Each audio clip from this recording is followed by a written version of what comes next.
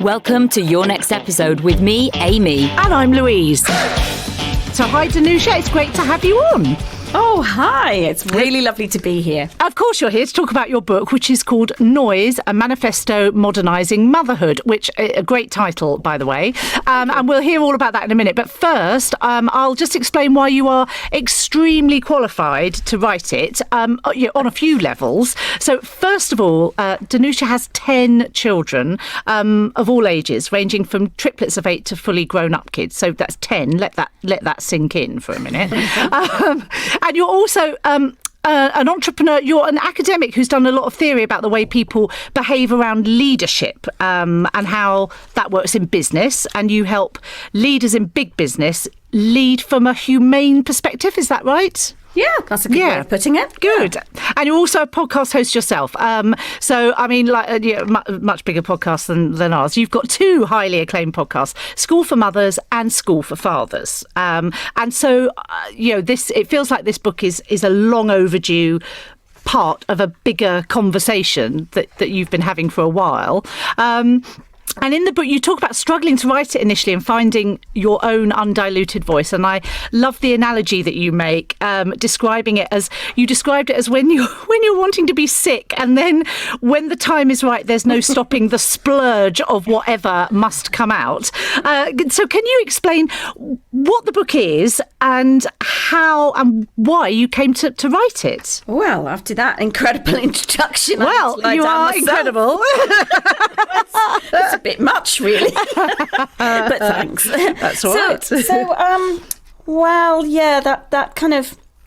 I got to the stage where I had so much backed up material, and it reminds me of being... It did remind me of being kind of having a too much alcohol. I actually don't drink anymore, but I still remember when I'd have too much of some kind of spirit, which I don't agree with at all, I will never touch tequila or just anything like that just sears up because there's so much of it. It's a force. And actually, even though this isn't like vomiting, it's not a vomit, it's a much more measured. Of course it is. Yes. But the fact is, after decades of raising children, hearing the same kind of enduring points that kept coming up and up and up and keep getting mentioned by other people. There's conferences about them, and just they never seem to die away, these points. And even though I'd actually also been approached to write a different kind of book, which would be the much more, I don't know whether it's palatable, but it would be the lighter kind of how do you juggle with children and have a career type book. And that's in me, I can write that. But I couldn't write that before I wrote this. I had to write these about you had these to get this out almost. I did, yes. And so it was a force, and I also had to be ready myself.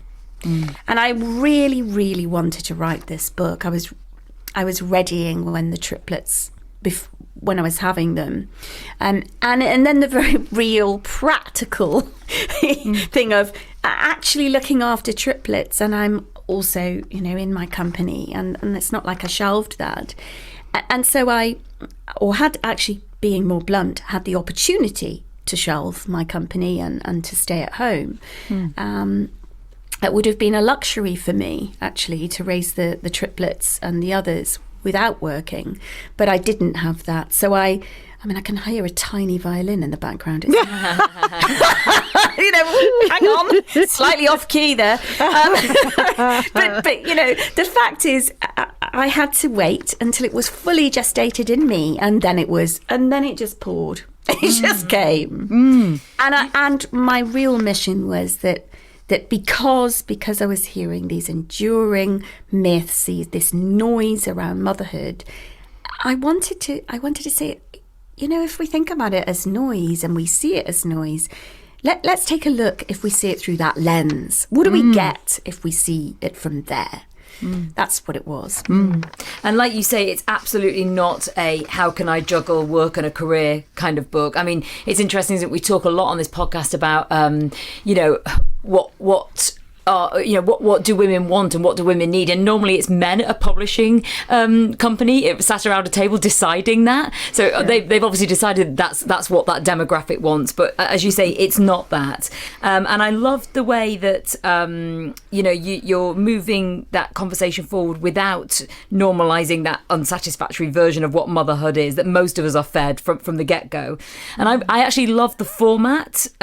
You've got this sort of format where each chapter is laid out in the 3 sections. You've got the hearing the noise. That's where you obviously mine your own experiences to identify the issue, and then exploring that, where you're unpacking writing and research experiences, and then questioning the noise at the end of each chapter. So I love that format. It works really well. Yeah. I just feel for each chapter, it's like understanding, because what the noise is around each thing, and then exploring it, and then the questions. Because you're not saying to someone this is what you do, but asking the right questions is. Well, that's the thing. So what we generally have is we have kind of more practical, workbooky. Here's a workbook for you, playbook, whatever we want to call it.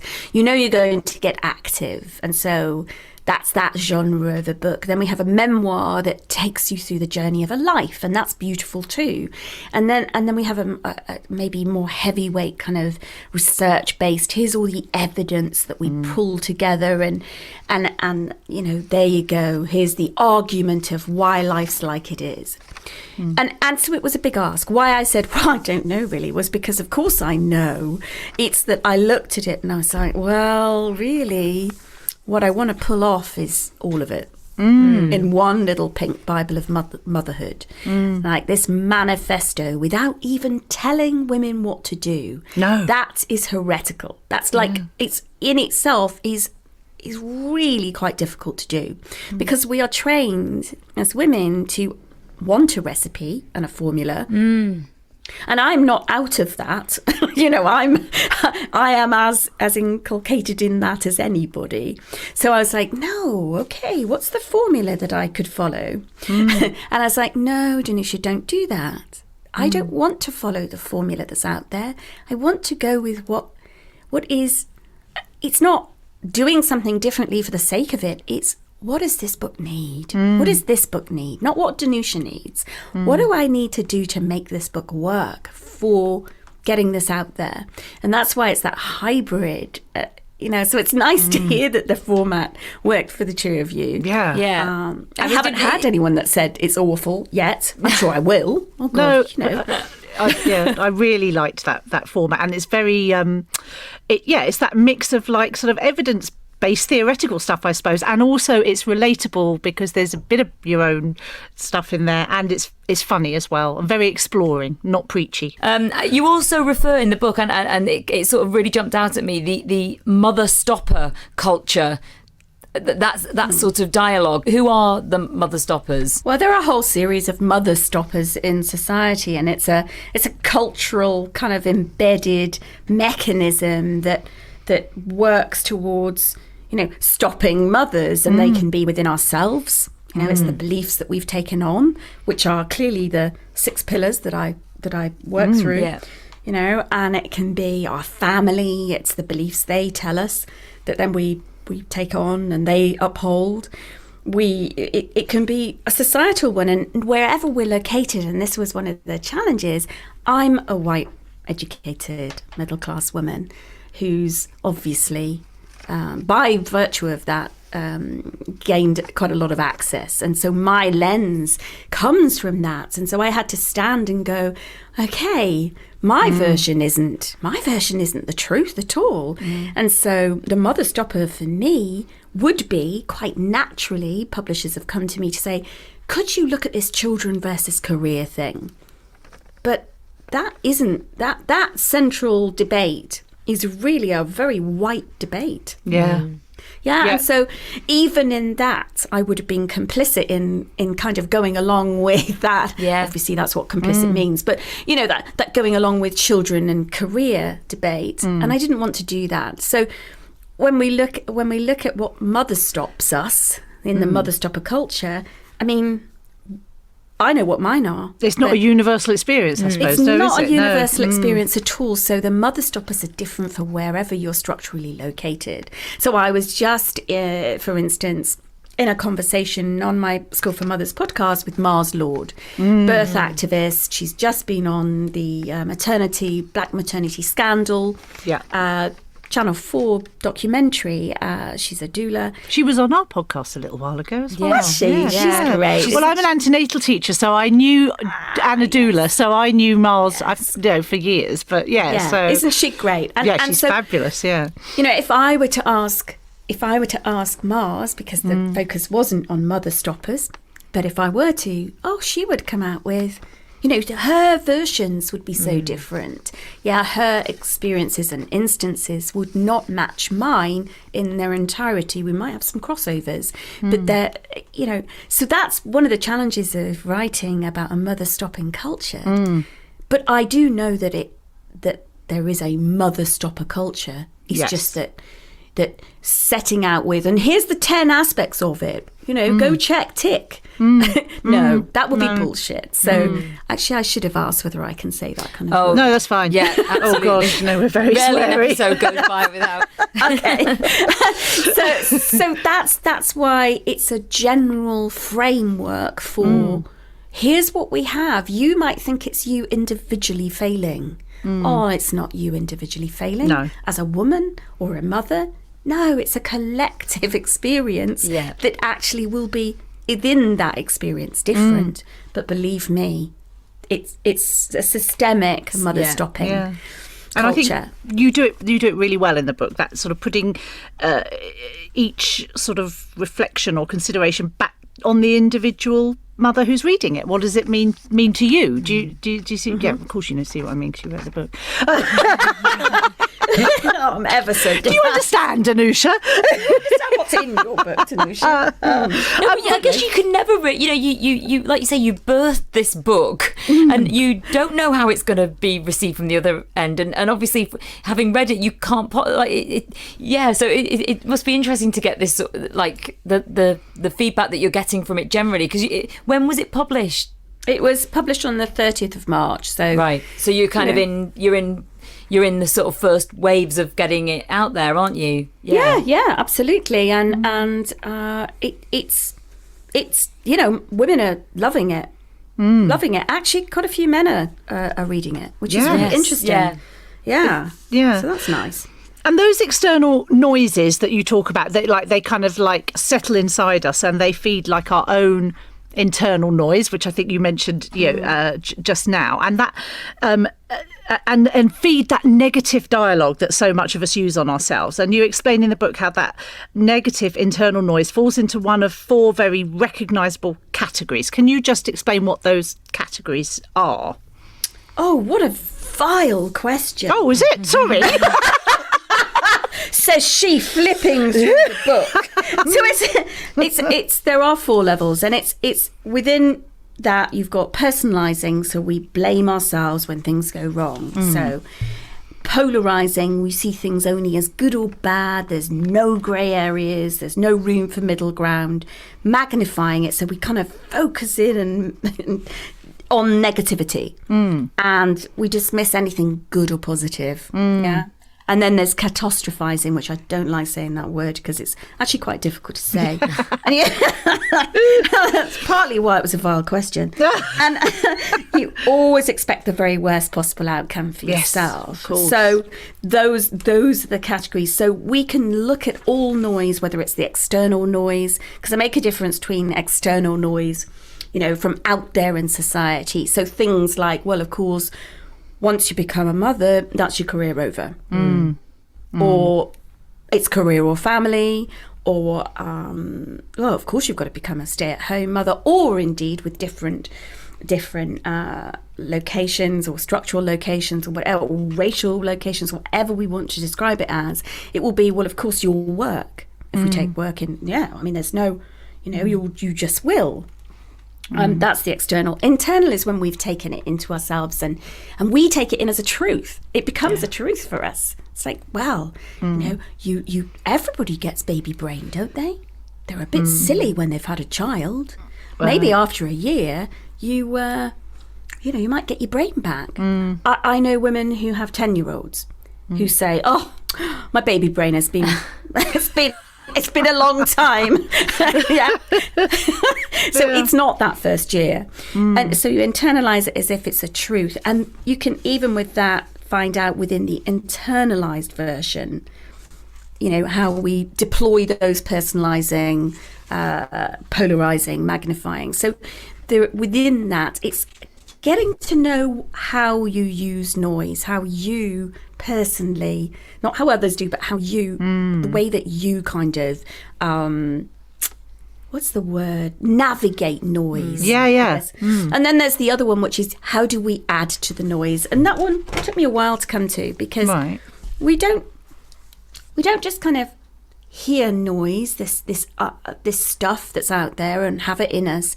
We then have a choice what we do with it. So when if I sit, when that woman says to me, "Oh, my 10-year-old, never quite been the same, it's the baby brain," I could then say, "Oh yeah, I'm like that," and I could add to the noise. Yeah, right. I can contribute to it, or I can say something else, can't I? I don't have to add to it.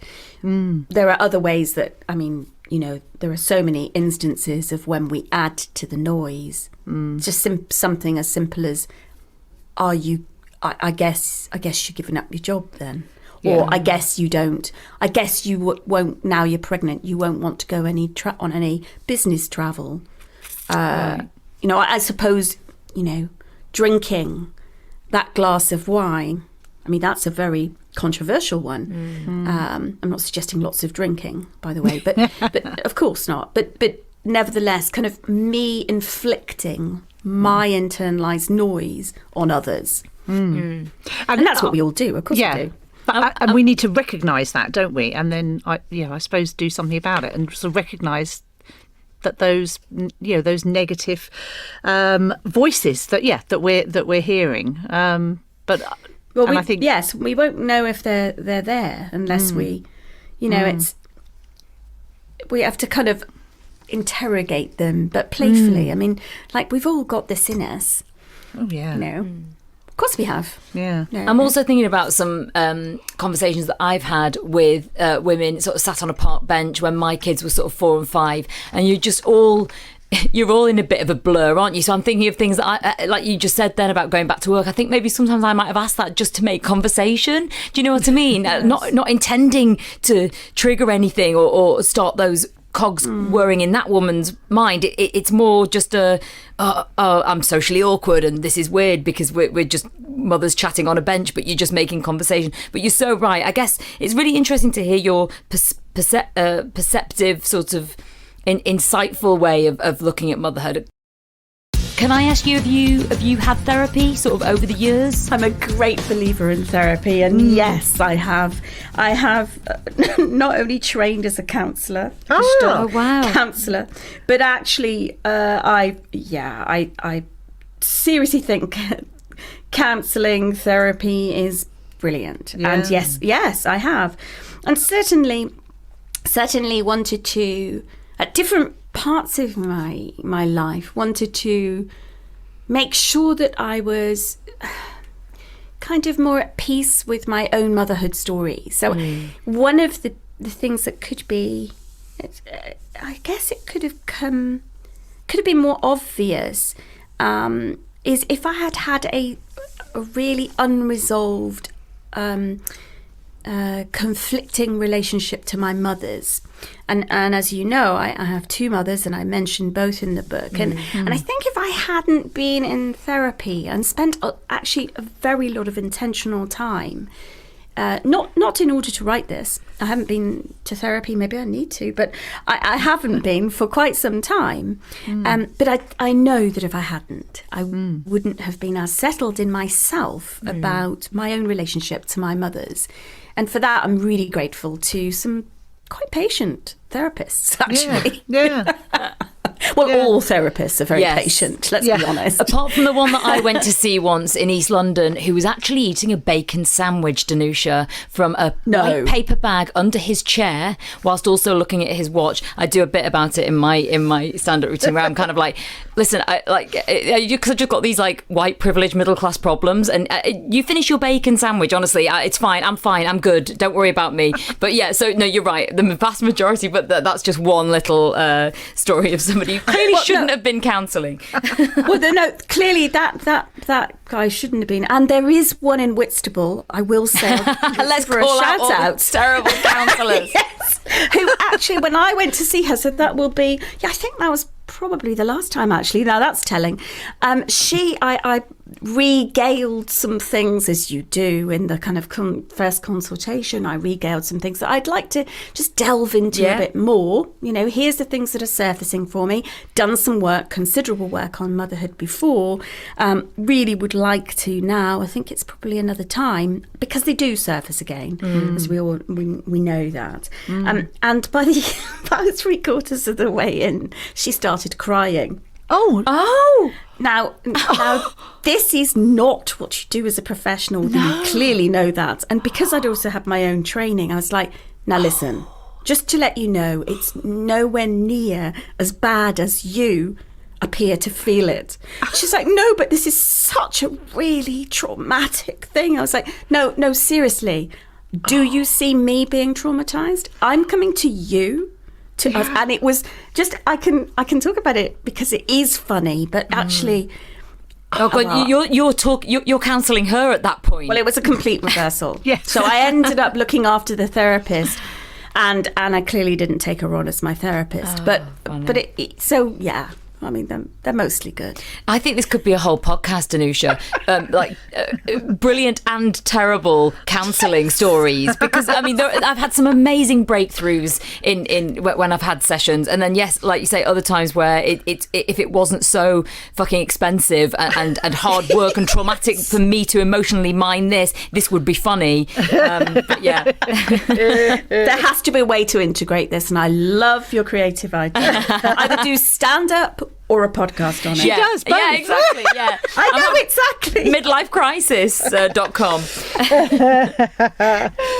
Okay, so can we talk about mother's guilt now, and the constant choices that we make around other people's needs and our own ambitions? You're quite assured in the knowledge that no one else is more important to you than you are to yourself, and you sort of say that in your book. And I think you wrote a letter. funny. You wrote a letter to your children in which you said something along those lines as well. And I think we don't need to have all of this sort of but I do love my children, crap that women feel necessary to preempt these kind of discussions with. It's unnecessary, and I think probably adding, to the noise. So, you love your kids. We all do. That's a given. Shut up about it. But other women, so the impression also that I get from the book as regards partner relationships is that you've been able to recognise when they're not serving you well, and, you've kind of moved on, and you're very certain in that knowledge that you're not responsible for everybody else's happiness, but other women often don't seem to be. What are your thoughts, around all of that? Wow, that's a lot. Yeah, I rambled on a bit there. That was a lot. Where would you like me to start? So, just like about, I suppose, that mother's guilt thing, and that the choices that we're making, and that our mothers sort of not appreciating, not understanding that actually you surely, to do the best job you can, be it in work or being a mother, you can't just be putting everyone else ahead of yourself, can you? Well, we're socialised as young girls to look at the other, so we're other focused, and therefore that always means that whenever we're looking at ourselves, we can be shamed for it. And the sad thing about that is that there's to have this constant spectre of being shamed and punished for actually caring about ourselves means that, one, we've spawned an incredible self-care industry of bubble baths and prosecco, which is harmful. But nevertheless, more sad is that we have to try and look after ourselves and care about who we are after everybody else. And that just means that we set ourselves up for a life of deep guilt. Now, for women, it's guilt. Men, in my research, it's much more shame, although guilt does feature. But nevertheless, there is a kind of a difference between men and women on this. Mostly is that there is a kind of tacit agreement societally that men can be themselves. No, I don't mean that they're perfect as themselves. I just mean that they get to be Dave or Paul, rather than the role that they're playing in order to serve other people. So once you've served other people, you get to you. But the problem is that we never finish serving others, because the job of serving others is so big. It's always, it's like catering for others with food. Well, it's so lovely, isn't it, when it's on the plate, but they keep eating it. So like back to square one. You've got to make it's like painting the Forth Bridge, isn't it? Yes. You're like, no sooner have you finished the laundry, the food, the school admin, and listen, I'm whinging and moaning about it for 2. I can only imagine, doing that for 10 over the years. That's just insane. It's a gargantuan task. So when I look at that, with that task, I think, well, there will never be a moment when there isn't others' needs. So how do I find myself in that? I can't park them because I love them, and that, as you say, Louise, that idea that when we talk about ourselves, that we feel the need to say, and I've seen it on keynote stages, I've seen it everywhere, in books, everywhere, in ordinary life, daily life. You're like, oh, I love my children, and I love this. That's not to say that I don't love my children. Like, we have to keep apologizing. Yeah. It's as if we're apologizing for having ourselves, which is why one of the pillars that I chomp into, if you like, is that the noise says mothers have to be selfless. And the key thing, if nothing else, is that selfless is less of self. So you have to keep looking outwards as opposed to in. And actually, we've got all these women wondering why they've lost themselves or can't find themselves or are depressed or juggling, when really so many women are looking for what happened to her. Where's she gone? Where did she go? Under this, like, as you just said, I mean, this sea of laundry and other things to do. Yeah. So that's why, my life has been about an attempt to, not just about that. I mean, of course it isn't, but within all of this decision to have lots of children, I've had to find ways to remain being Danusia, actually. Yes. Yeah. Me. Not anything to do with mummy. Me. Who am I?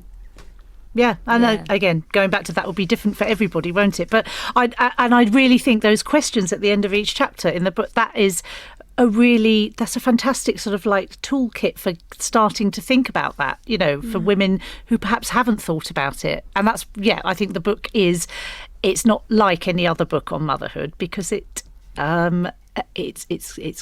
provoking, isn't it? Provoking a chance for you to be able to answer those questions. It's really interesting. Since I sort of became a parent, it has made me look a lot at my relationship with my own parents. And I know, hopefully you're comfortable talking about this, Danusia, but your experience of being mothered yourself. So you were adopted as a baby. You've met your birth mother. You obviously credit both of. Do you call them both mum, or do you call them by name?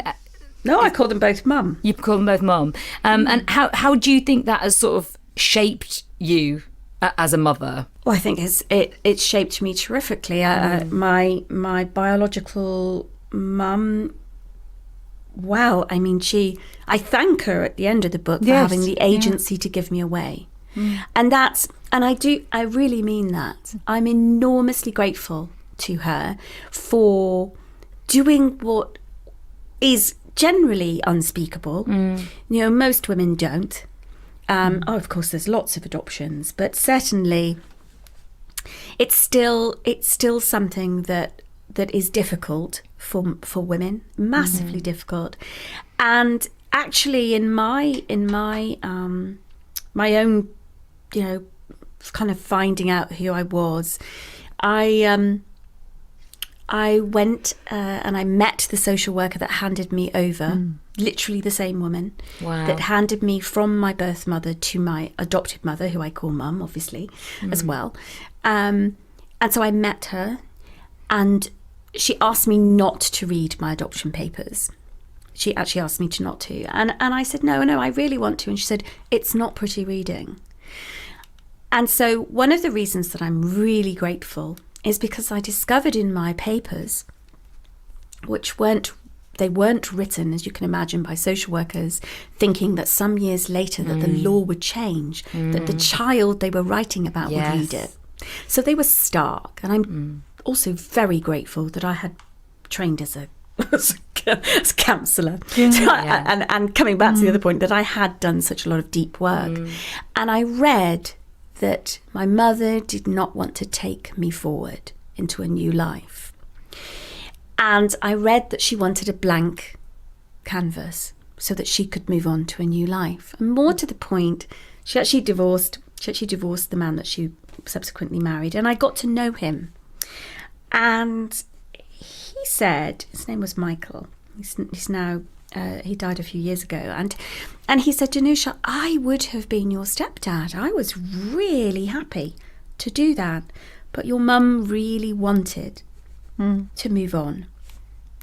I subsequently met her. And actually how I met her was I was a presenter on the BBC. And she was watching a programme. And she was reading a book. And she looked up and she saw my face. And we talked for about a year by telephone and email. Wow, so sorry, she saw you on TV. Did you have the same name that she gave you? No. So she just, wow, that's incredible. You? No. We're so alike in looks. Wow. It was the very first day we met, which was in Bath Pump Rooms, we had a cream tea and an Earl Grey. Yeah. And the waitress, this is the very first time I'd ever been with my biological mother. And so we were sat down and the waitress came over and these were her words. Who shall I serve first, mum or daughter? Wow. Now, for me, it was just a shivery moment. Like, oh my gosh. I mean, it's so undeniable that, of course, my mum wrote to the BBC and that's how we reconnected. Wow. So I'm really grateful to her because she showed the way to. It wasn't unapologetic. It was, she's had her own very large journey of needing to forgive herself. Of course, yeah. And I can't speak for her on that. No. But nevertheless, I have deep respect for her, really. And there isn't anger because I know that for a lot of, and I mention it because a lot of people do feel very upset and hurt and rejected. It then leads to a whole life of sort of that perpetual rejection, doesn't it? I've got a friend who was adopted, and that behaviour just repeats itself like a pattern in her life, and that's again, can't speak for her. That's her story. But you're right. I guess going back to how essential it is with talking therapy to unpack this stuff, realise that actually. That was nothing to do with you, Danusia. Yeah, it was nothing to do with you, and so it was very interesting, and that allowed me to see her as herself, not a mother. She was, her identity was herself. She chose to take herself forward. She subsequently became a mother to my siblings, and who I've met, and. She did become a mother again, but she wanted a different life. And my adopted mother, formidable woman, not an easy adoption, absolutely remarkable woman. I am so grateful. It takes a lot of grace on everybody's part there, doesn't it? For this to be obviously it's many, many years later, but for everybody to have acted so graciously, I guess. Well, one of the things I'm going to be doing is I will put down something in a book at some point. I've actually thought about, I know, I was glad we're talking about creating podcasts from funny things. I'm actually thinking of doing a memoir podcast. Yeah. God, you should. Yeah.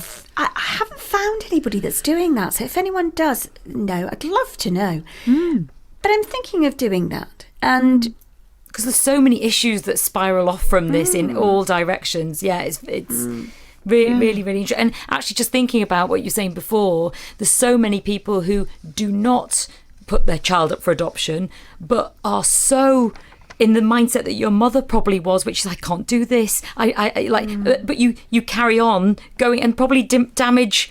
It's so much more damaging to sort of stay and do it through gritted teeth almost, or do you know what I mean? I'm thinking of so many examples where people who are like, they stay and they just try and make it work. Even the relationship they're in just dissolves, and obviously then it's.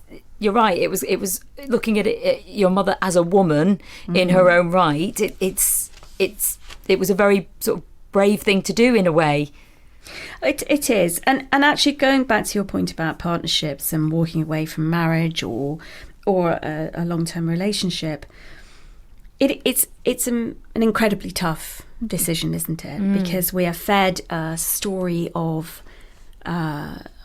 Well, you'll fail. This is a failure if you've walked away from something. You've somehow fucked up, right? Well, you fucked up because this is the pinnacle of, you meet somebody and you stay with them, then you get old with them, and then one of you buries the other, and that's it, and then you die. And actually, there's a version of vibrant living that may be a different way. That also, what do we want to teach our children? And I'm. I'm myself, we've established that, read the letter. That was the hardest thing for me to put in the book. The actual letter that I wrote to my children was the one thing that made me go, now do I put that one in? Because it's unedited, it is exactly what I wrote. Yeah. And I was like, and I thought, no, I'm doing it because actually it's the truth.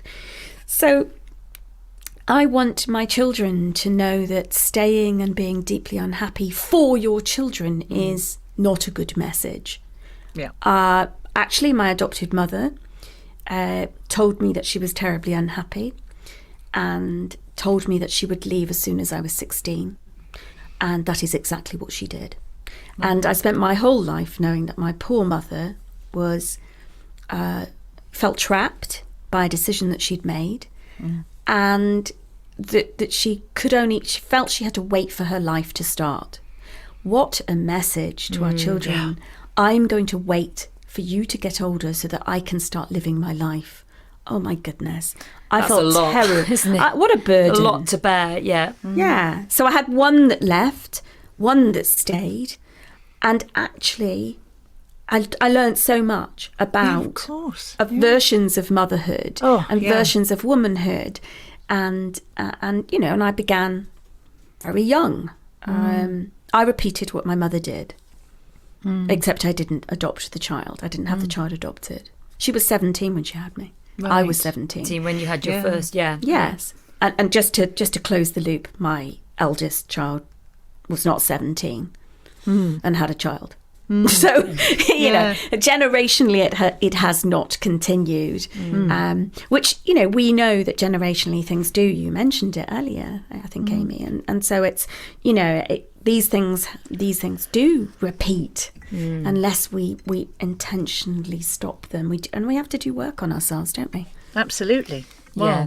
And that's, as I said, I think you are providing, with your book, that stepping stone to start thinking about doing that work on yourself, I guess. Can you tell us a bit about your next book, which is a companion to this one, called Spunk, A Manifesto Modernising Fatherhood, which I'm very... I love that title. I'm excited about it already. And I love the title.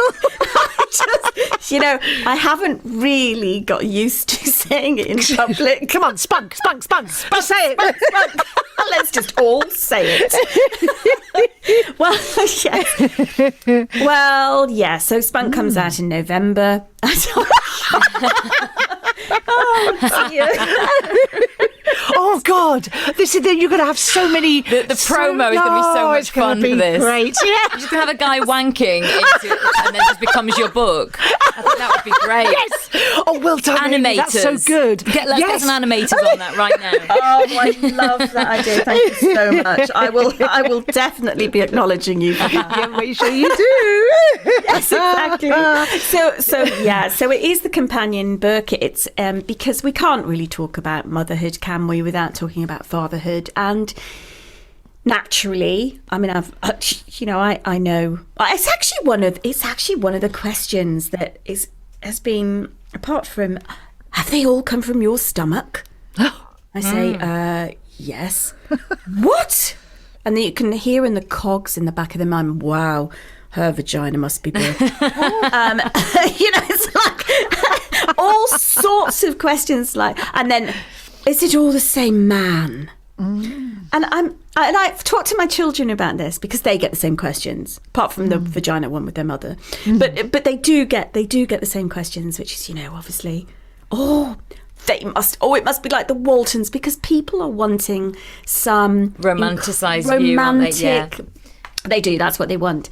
And so the children tell me that it often happens in cabs, when we were in cabs. And my children tell me, I just lie. I just say what they want. I'm like, oh, good on you. You just do what you need to do. What you need, yeah. You need. Absolutely.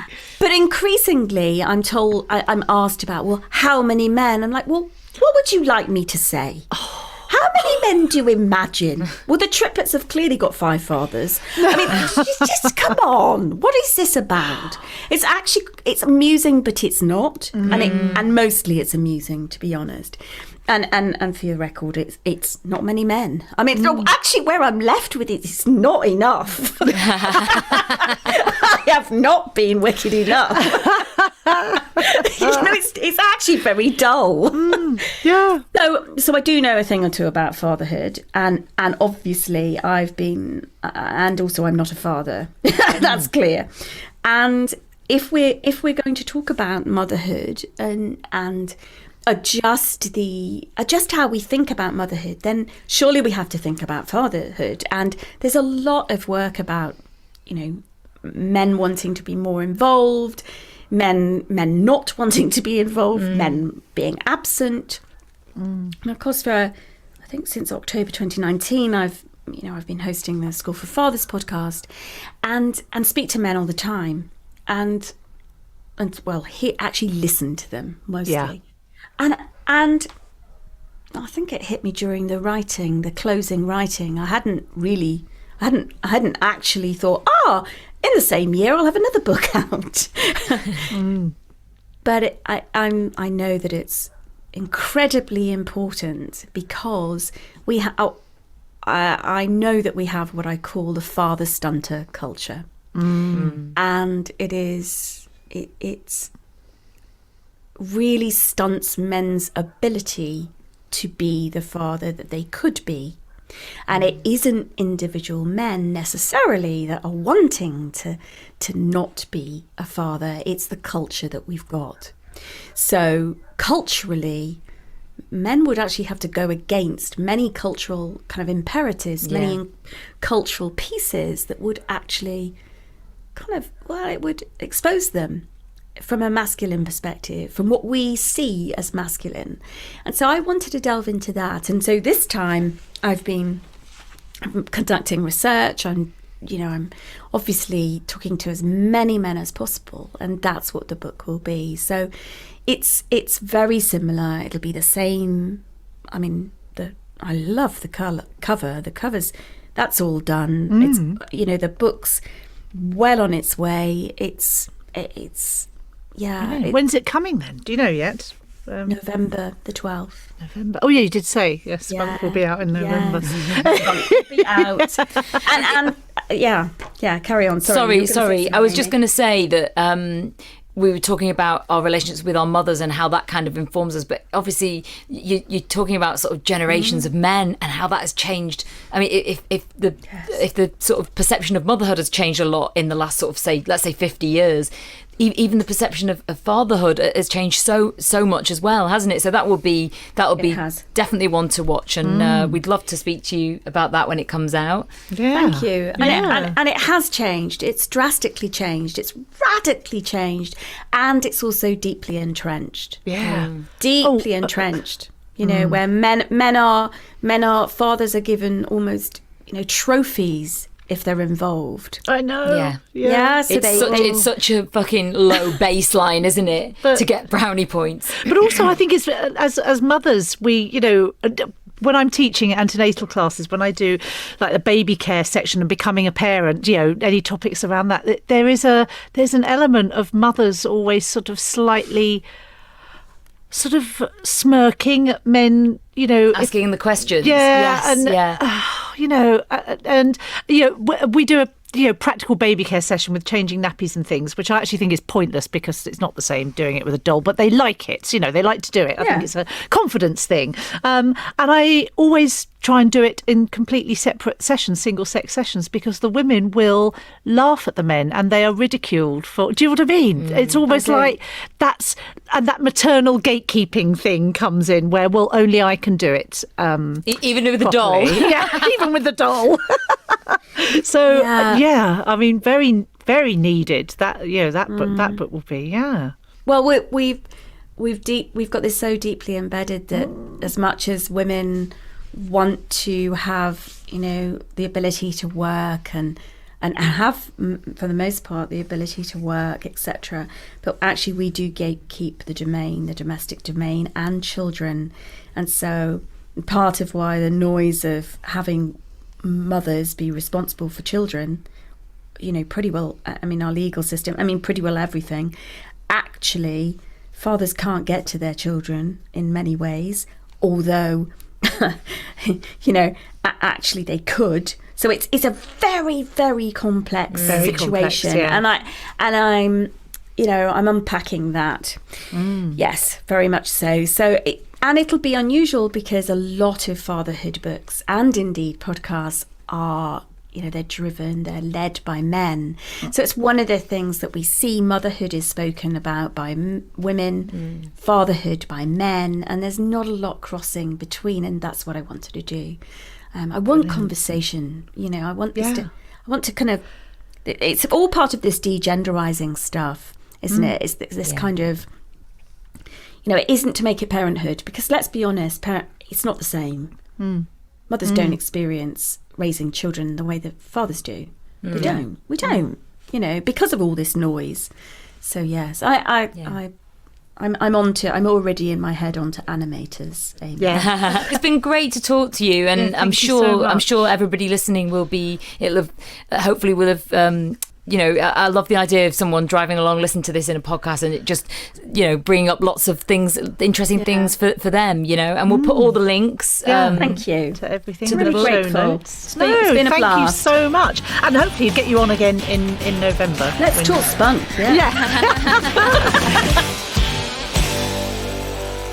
A podcast from producer Paul.co.uk.